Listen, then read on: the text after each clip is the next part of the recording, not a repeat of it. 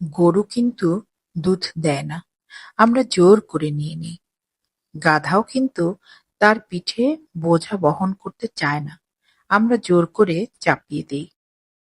অপরদিকে বনের বাঘও কিন্তু দুধ দেয়, কিন্তু আমরা কেউই তা সংগ্রহ করতে চাই না, কিংবা সিংহের পিঠে আমাদের বোঝা চাপিয়ে দিতেও চাই না, কারণ তারা সুযোগ পেলেই আমাদেরকে খেয়ে ফেলতে পারে।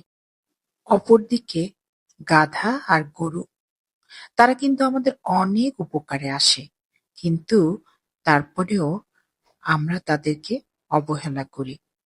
এমনকি কাউকে যদি আপনি গাধা অথবা গরু বলে গালি দেন, সে ভীষণ অপমানিত বোধ করে। অপরদিকে তাকে যদি বাঘ অথবা সিংহ বলেন, তাহলে কিন্তু সে খুব খুশি হয়ে যায়, নিজেকে অনেক বেশি শক্তিশালী মনে করে। ভাবার বিষয় কিন্তু এখানেই, যারা সবসময় মানুষের উপকার করে যায়, দিন শেষে তারাই অবহেলিত হয়।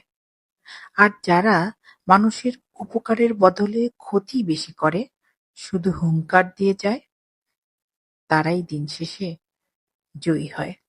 ধন্যবাদ।